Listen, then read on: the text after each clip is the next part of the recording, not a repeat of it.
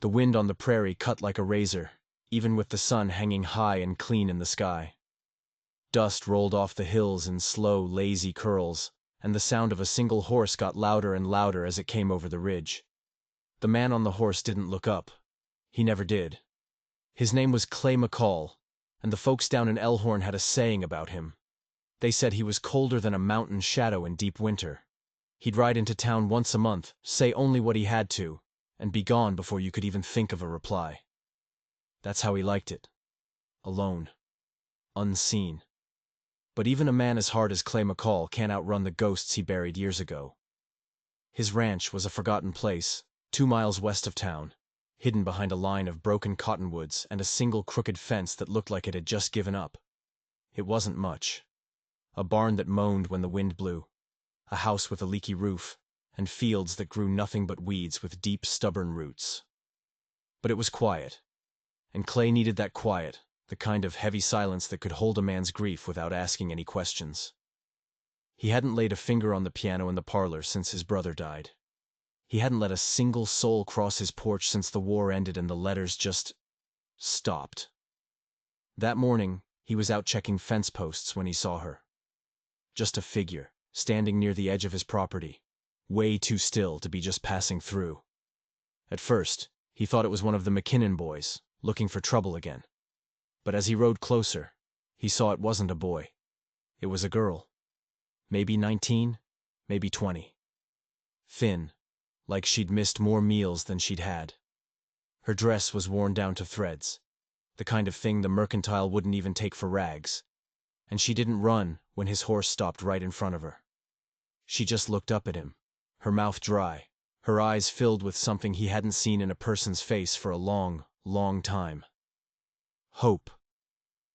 "I'll work for nothing, sir," she said, her voice a dry crackle. Just let me stay." Clay didn't answer. He wasn't a man for quick decisions, especially when it came to a stranger on his land.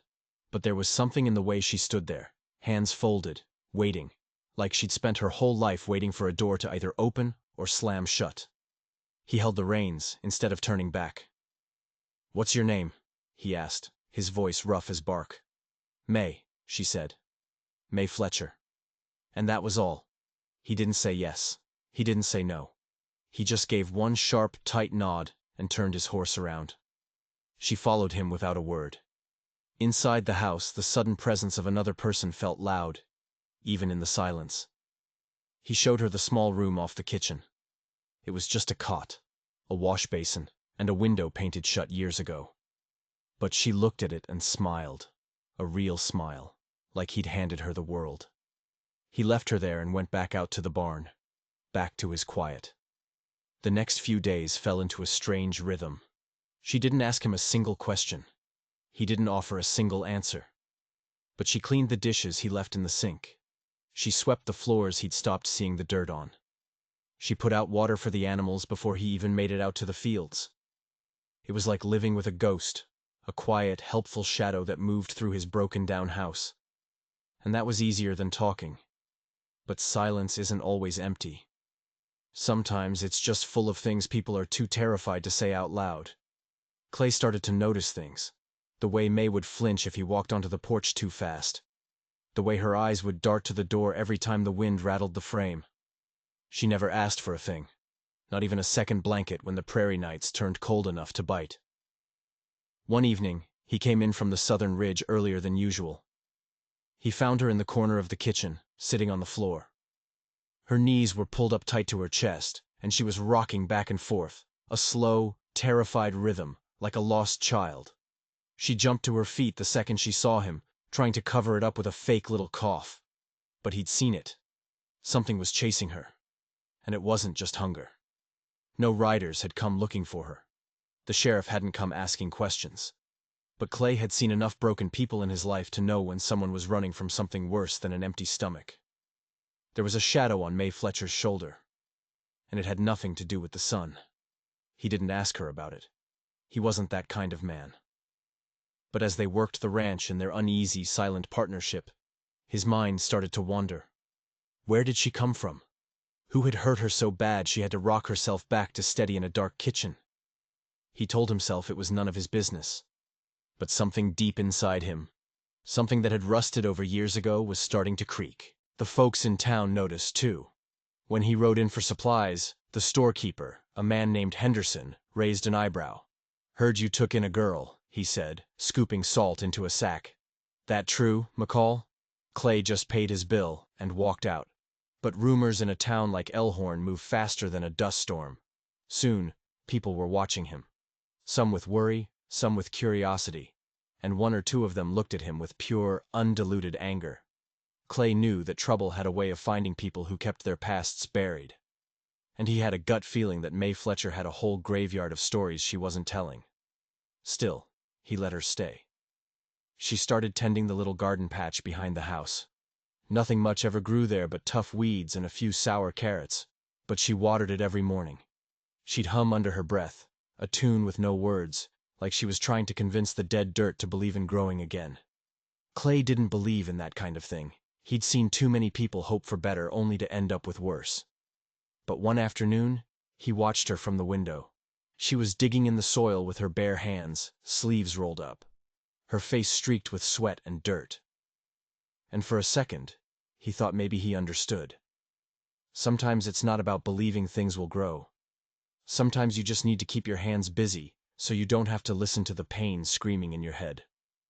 That night, after a silent supper, May stood on the porch as the sun bled out behind the hills. Clay watched her from the doorway. Her arms were crossed, her back was straight as a board, but he could see the tension in her shoulders. She looked like she was waiting for a hand to reach out of the darkness and grab her. He stepped out onto the porch, slow, so he wouldn't startle her. "You safe here," he said. It wasn't a question. It was a statement. Solid, unmoving. She didn't answer, but after a long moment she sat down on the top step. And she stayed there until the stars came out. It was the beginning of something Clay didn't have a name for. Not trust, not friendship, just stillness. Two broken people trying not to fall apart in a place nobody else cared to look. But stillness never lasts. Not when the past is riding hard to catch up. And though she hadn't said a word, Clay could feel it coming.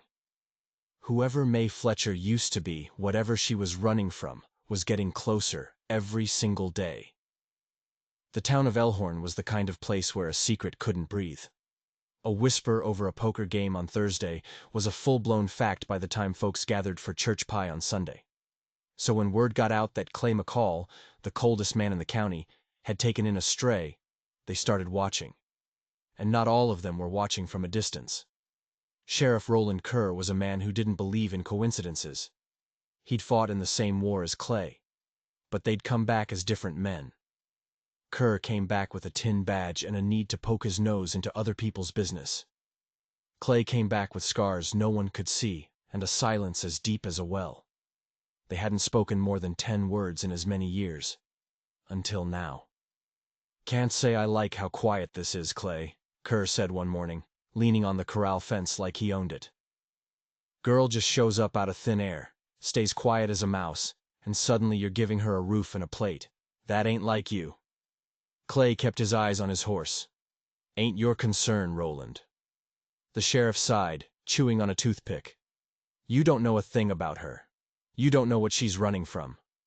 I don't need to." "You sure about that?" Kerr pressed. Clay looked up then. Just a quick, hard glance. It was enough to shut the sheriff up for now. But the seed was planted, and Kerr wasn't the only one watering it. Across town, Eva Temple ran the mercantile. She had sharp gray eyes that didn't miss a thing. The first time May walked into her store, Eva's welcoming smile froze for just a second. "You Clay's girl?" she asked, her hands busy with a sack of flour. "No, ma'am," May said, her voice barely a whisper. "Right," Eva said, studying her. "You from downriver?" May just shook her head. "Don't rightly know where I'm from anymore." Eva's hand paused. Then she nodded slowly and finished the order. But later, she went to the back room where her brother, Jacob, was sorting beans. "She's hiding something," Eva said. "Mark my words." Jacob Temple was a man who liked his town neat and tidy, with no loose ends. He didn't own much land, but he sat on the county board, and his voice carried weight. Once Eva put the idea in his head, Jacob started asking questions. Nasty questions. Who did she belong to? Where had she really been? Why was a girl like that so quiet unless she had something to hide? Back at the ranch, though, things were changing. Clay started leaving an extra cup of coffee on the stove in the morning. Black, no sugar. Just how she liked it. He fixed the broken latch on her bedroom door without being asked. And one day when she got caught in a sudden storm, he met her at the door and draped a dry blanket over her shoulders before she could even shiver. May was starting to feel something she'd never known before. Safety. Not the loud, showy kind. Just a steady, quiet presence. It was so unfamiliar that it scared her almost as much as being alone. Still, she worked. She never wasted a scrap of food. She never lingered at the table. And she always folded her hands in her lap when she got nervous, like someone had taught her the hard way not to fidget. One night, while Clay was fixing a hinge on the barn door, she sat nearby, her knees drawn up to her chest. "You ever done something you couldn't take back?" she asked the darkness. Clay kept working. After a long silence, he said, "More than once." She just nodded, like that was all the answer she needed, but her past wasn't done with her. A few days later, a rider came up the southern trail. Just a traveler, not law. But the second May saw him through the window, she dropped the pot she was holding. It hit the floor with a deafening clang. Her hands were shaking so bad she had to grab the back of a chair to stay upright. When Clay opened the front door to see who it was, she grabbed his arm. Her grip was like iron. "Don't let him see me," she whispered, her voice choked with panic. But the rider wasn't anyone Clay knew. He just tipped his hat as he passed and kept riding west. He didn't even slow down. May kept shaking for an hour. That night, Clay sat on the porch long after she'd gone to her room. He just watched the darkness, his rifle leaning against the wall beside him, as if he expected something to come crawling out of it. Then a week later, Will Granger, an old friend of Clay's from Stockton, rode up. He was looking for extra hands. When he saw May carrying feed to the barn, he grinned. "That yours, Clay?" Will asked. "No," Will chuckled. "Didn't think so. Never took you for the marrying kind." Then he leaned in, his voice low. "But you be careful. We had a girl like that show up in Stockton once. Said she was just looking for work. 2 weeks later, a U.S. Marshal rode in with a bounty poster. Wanted for murder." Clay's jaw tightened. He told Will he didn't appreciate that kind of talk, and Granger rode off, leaving a cloud of dust and suspicion hanging in the air. It was getting worse. More people were asking questions. What was Clay McCall hiding? Inside the house, May had started writing in a little notebook she kept tucked under her mattress. Sometimes, Clay would see her tear out a page and feed it to the fire in the stove. Other times, she would just stare at a blank wall, her head tilted, like she was listening for footsteps only she could hear. One evening, he found her standing in front of the old, dusty piano. She wasn't playing it, just looking at the keys. When she saw him, she stepped back like she'd been caught doing something wrong. "You play?" he asked. "I used to." He nodded toward the piano. "Me too. Don't anymore." "Why not?" she asked. He didn't answer. Their silences were starting to say more than words ever could. A week later, Clay came back from town to find the table set for two. Bread, stew, a clean cloth. May was sitting there, her hands folded in her lap, waiting. He stared at the table, then at her. "Just wanted to do something decent," she said quietly. He sat. They ate. And something shifted. But kindness in a place like Elkhorn attracts attention, and attention leads to questions. Sheriff Kerr came back, and this time, he wasn't just fishing for gossip. "We got a wire from Oklahoma," he said, not even getting off his horse. "A woman matching her description. Went missing 2 months ago. Her brother's been looking for her." Clay's blood ran cold. "She a wanted woman?" Kerr shook his head. "Not exactly. But there's a family name attached. A powerful family name. And that means trouble, Clay. I need to ask her some questions. Official." Clay hesitated, then nodded toward the house. Don't push her. May stood in the doorway, pale, but her spine was straight. She answered Kerr's questions. Her answers were slow, careful. She didn't tell him about the bruises she used to have to hide. She didn't tell him about the man with the gold ring on his finger who promised her a wedding and gave her a cellar instead. But Clay saw something in her eyes that night. A change. She was getting ready to tell him the truth. But back in town, the whispers were turning into shouts. Eva Temple told anyone who would listen that secrets like these always end in blood, and her brother Jacob started asking the sheriff why one troubled girl mattered so much to a man like Clay McCall. The town was split right down the middle. Some thought May was a victim. Others were dead sure she was the devil in disguise. And Clay and May were standing right in the center of the storm, knowing it was about to break. The summer heat settled over Elkhorn like a suffocating blanket. The sky turned a pale, hazy white, and the air got thick with the kind of tension that comes right before a lightning strike. Out on the McCall ranch, things weren't breaking yet, but they were bending close to it. The silence between Clay and May had changed. She didn't jump at every sound anymore, but she still watched the door, and Clay had started watching the road, like he knew, deep down, that someone was coming, that someone came on a blistering hot afternoon. Clay was out mending the west fence when he saw the dust cloud, a single rider moving fast, too fast for a traveler, too deliberate for a lawman. When the rider finally came over the last rise, a cold knot formed in Clay's gut. He didn't know the man's face, but he didn't need to. The look on May's face was enough. She was frozen in the doorway of the house, her knuckles white from gripping the frame. "That's him," she whispered, the words barely audible. "Clay, that's the one I ran from." The rider pulled his horse to a stop just a few feet from the porch. He was a lean man in a long, dark coat, despite the heat. His face was sunburnt and lined, and his eyes were like chips of ice. He took off his hat, slow and easy, and gave a smile that didn't touch his eyes. "Name's Samuel Boone," he said, his voice loud enough for them both to hear. "I'm here for what's mine." Clay stepped forward, putting himself between Boone and the porch. "You're trespassing." Boone let out a low chuckle. "Didn't mean to be rude. I'm just here to have a word with the girl. She left in the middle of some unfinished business." May's voice was shaking, but it was clear. "You told me you'd kill me if I ever left." Boone just shrugged, like that was a minor detail. "I told you not to steal from me." "I didn't steal anything!" she cried. "I only took my own life back." Boone's eyes narrowed into slits. "You sure you want to have this conversation out here, in front of a stranger?" Clay's jaw was so tight it ached. "She's not going anywhere with you."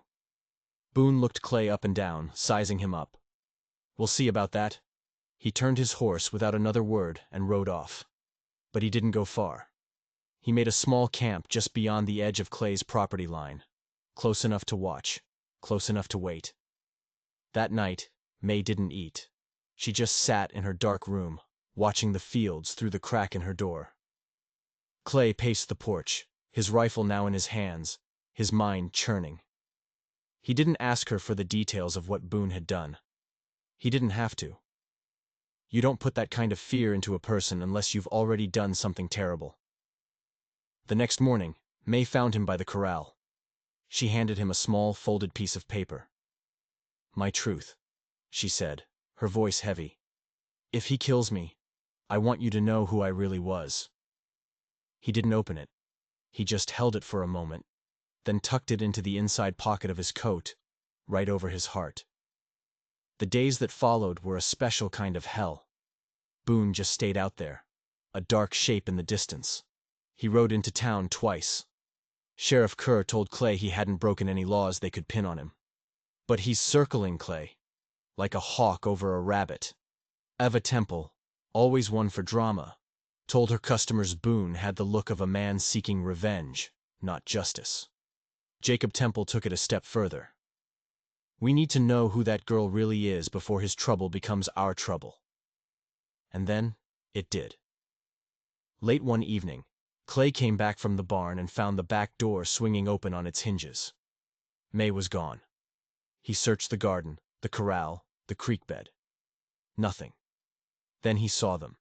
Scuff marks in the dirt by the porch steps, a struggle, and a small piece of her dress, snagged on a nail sticking out of the wood. Clay saddled his horse faster than he had in 10 years. The trail was faint, but he knew where Boone's camp was. He got there to find it empty, the fire still smoldering. Lying in the ashes was May's hair ribbon. He rode for hours, through dry gullies and over scrub-covered hills, the moon his only light. Near midnight, he found them. Boone had taken her to an old, deserted trapper's cabin miles from anywhere. Clay dismounted, his gun drawn, and crept toward the door. Before he could make a move, Boone's voice cut through the silence. "She came willingly, you know," he called out from inside. "Didn't even put up a fight." Clay's heart stopped. "She's not yours," he growled back, his voice thick with rage. There was a pause. Then he heard May's voice, shaking but clear. "Clay, he's lying!" Clay didn't wait. He kicked the door off its hinges. Boone was reaching for his gun, but Clay was faster. A single shot to the man's leg sent him crashing to the floor, screaming curses.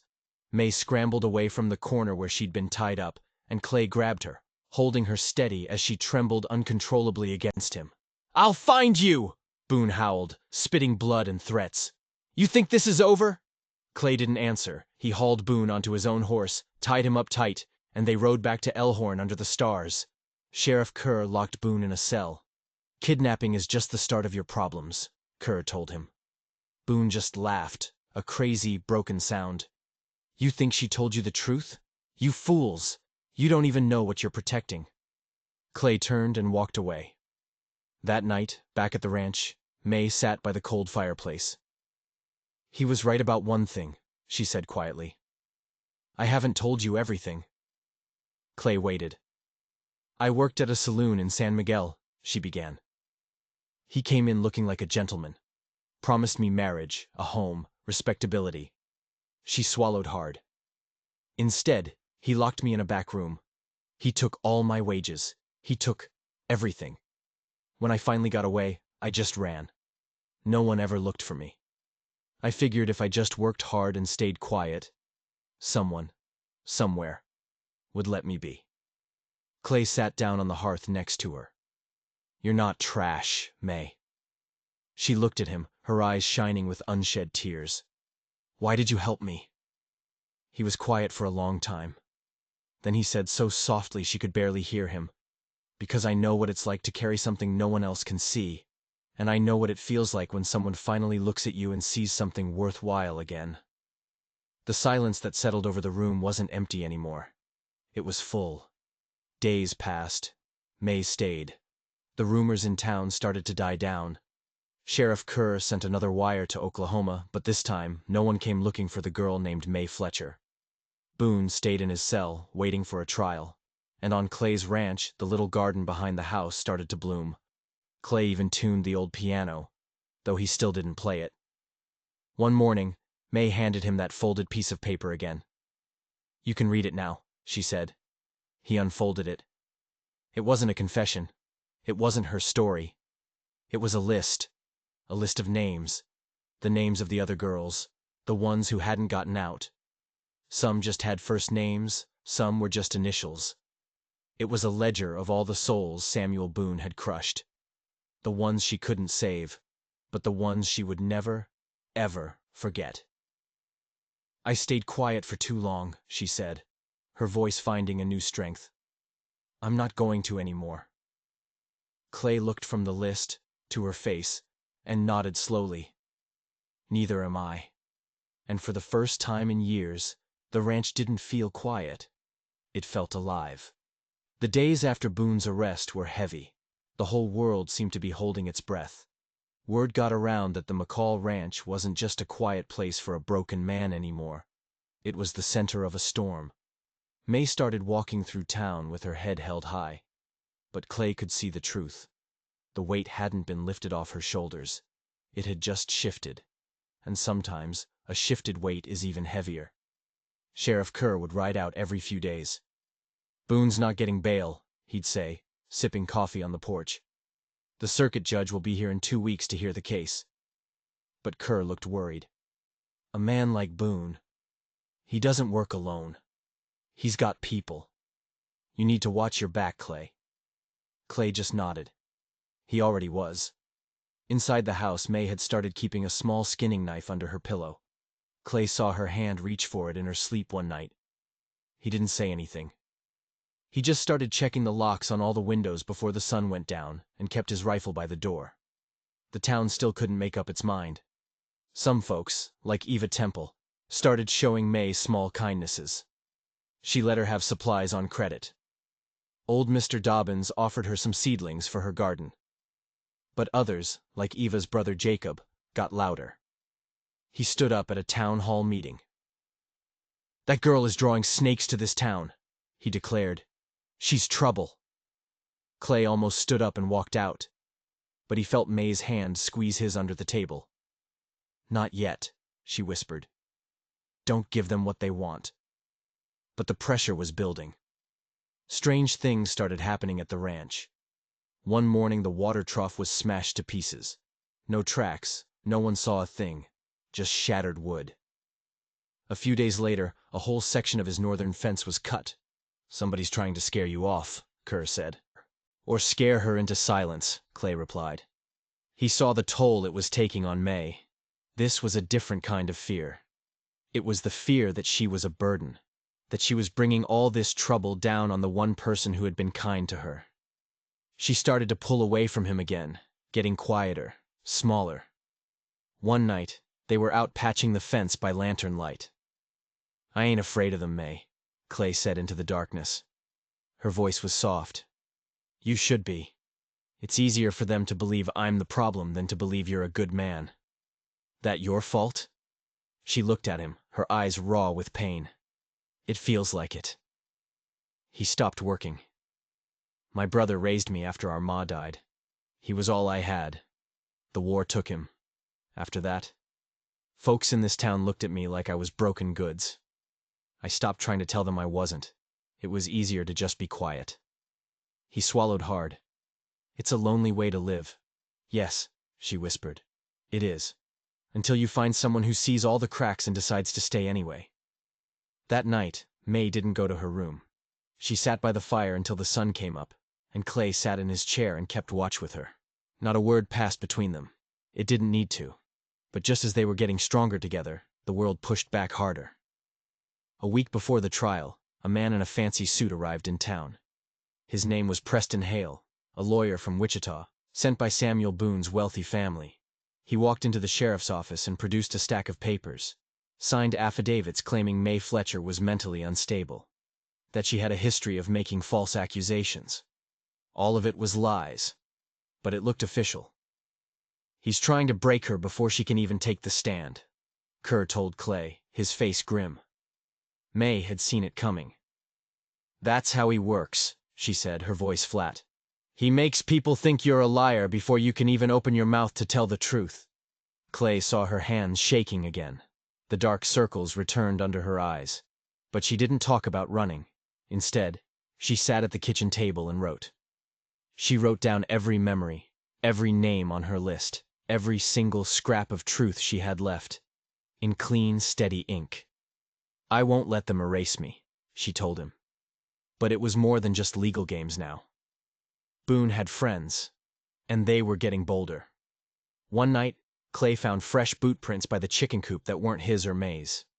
The next day, someone cut her laundry line, and all the clean clothes she just washed were thrown in the dirt. And then came the fire. It started in the barn just after midnight. Clay smelled the smoke first. He burst out of the house barefoot, rifle in hand. May was already outside, screaming, trying to get the horses out. Flames were roaring through the old, dry wood. Clay ran in, choking on the smoke, and dragged one horse out. He went back in for the second. As he was pulling it free, a heavy rafter, burning bright orange, crashed down. It caught his shoulder and knocked him to the ground. He couldn't breathe. He couldn't move. Then May was there. She ran into the burning building without a second's thought, grabbed him by his shirt, and dragged him out into the night air, both of them coughing, their lungs on fire. By sunrise, the barn was nothing but a pile of black, smoking ash. Sheriff Kerr rode out. "It was no accident," he said, holding up the remains of a kerosene can. "Boone?" Clay asked, his voice raw. Or someone trying to finish the job he started. The fire was the last straw for Jacob Temple.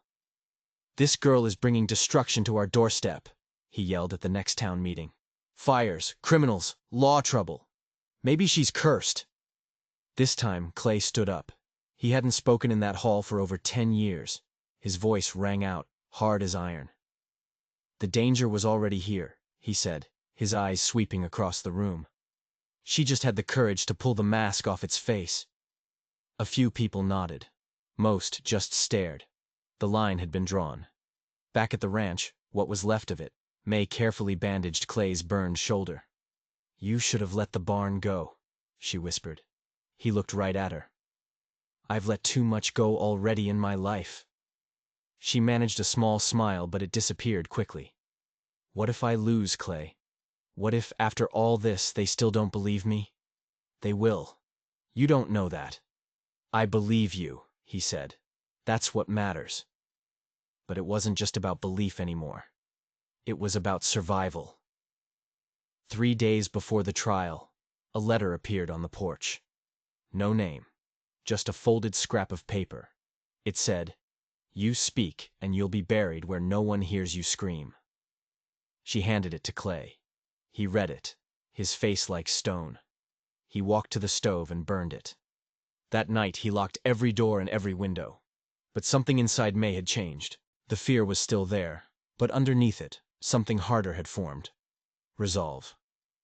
That evening, for the very first time, she sat down at the piano. Clay watched from the doorway as her fingers, trembling just slightly, hovered over the yellowed keys. She didn't play a song. She just pressed one key, then another. A soft, hesitant sound in the quiet house. "You don't have to prove anything to anyone, May," Clay said. She kept her eyes on the keys. "I know. I'm doing this for me." The single note hung in the air. Outside, the wind howled. Inside, the girl who had arrived with nothing but the clothes on her back was finally standing tall.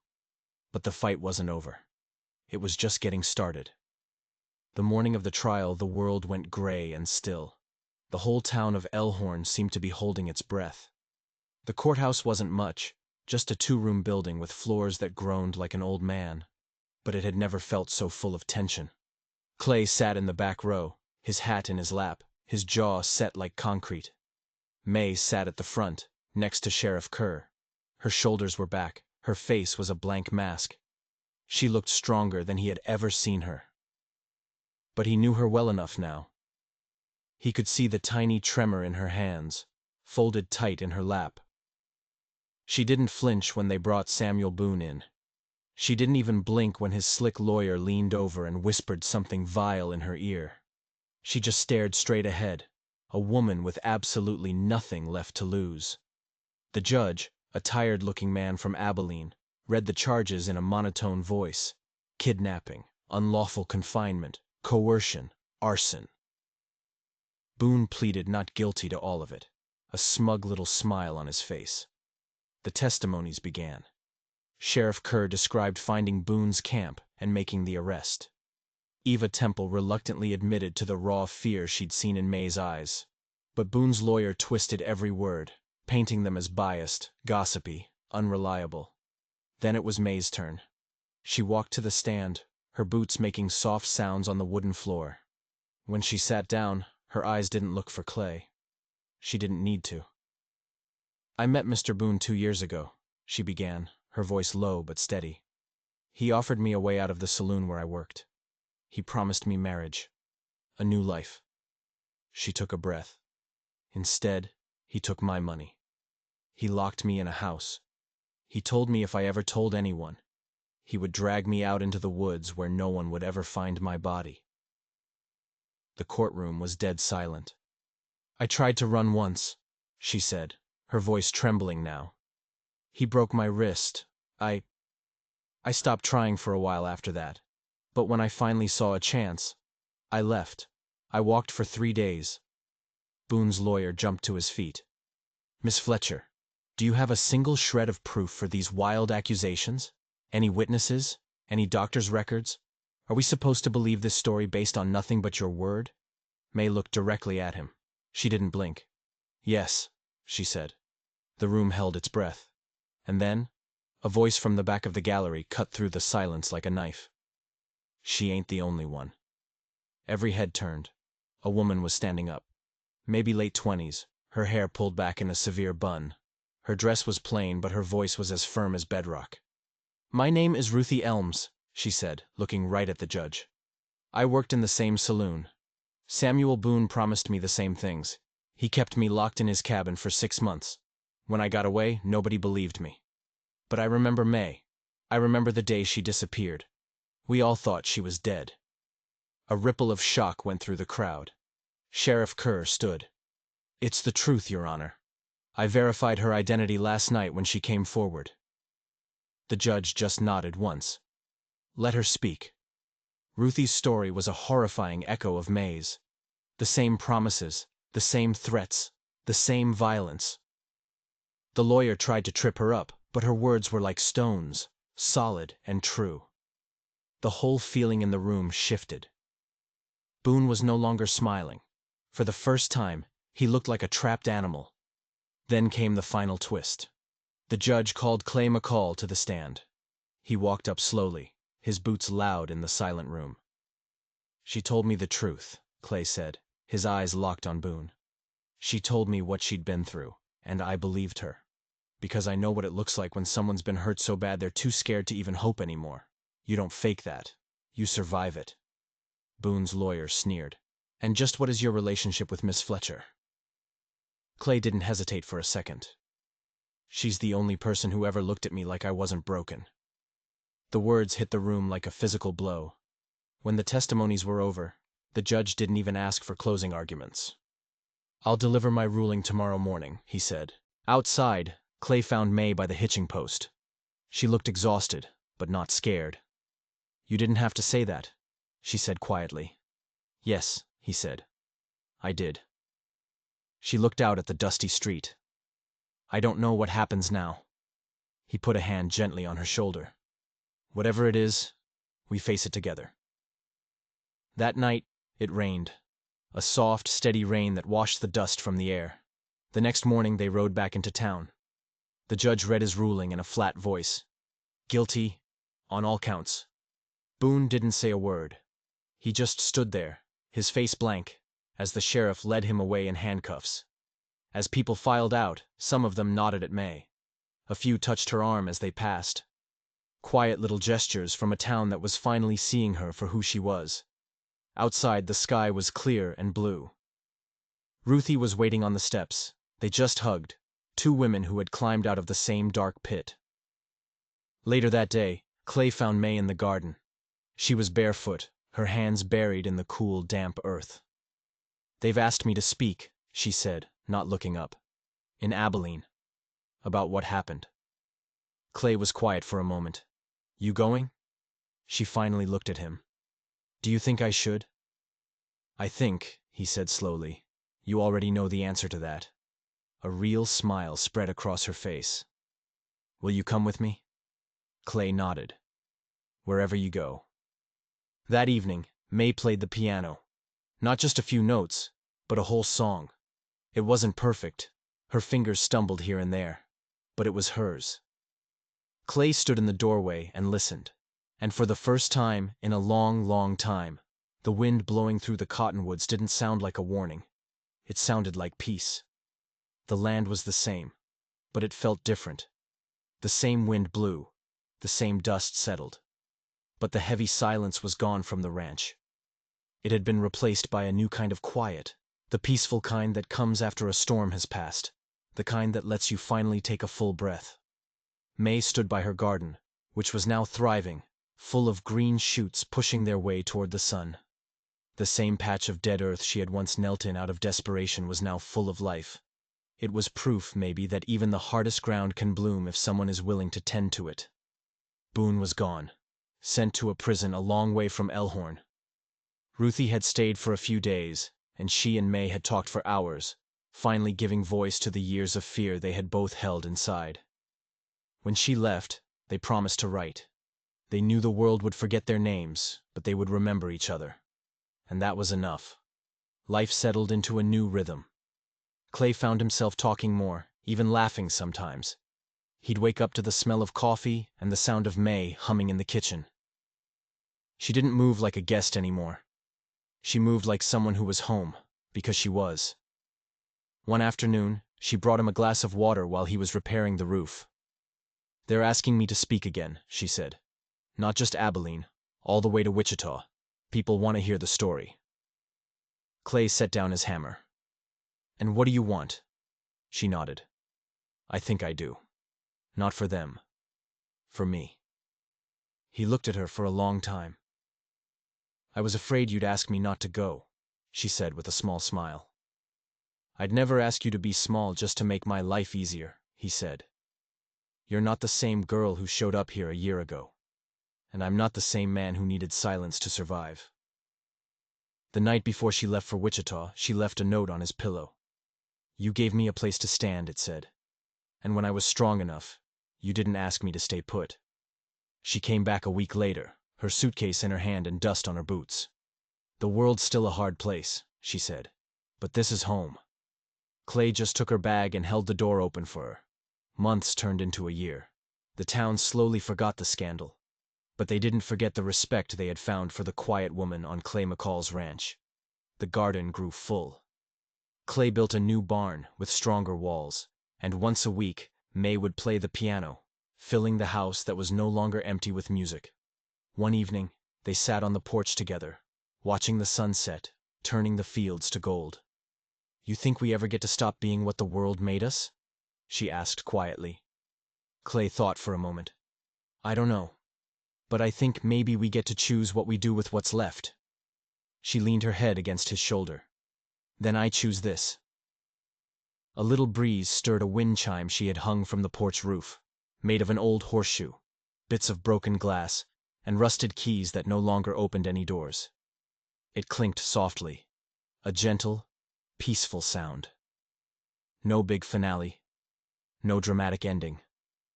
Just two bruised people, still standing, in a home they had built from the ashes. That was their victory. And it was more than enough. If you enjoyed this story of survival and found justice, please hit that subscribe button and ring the bell so you don't miss our next one.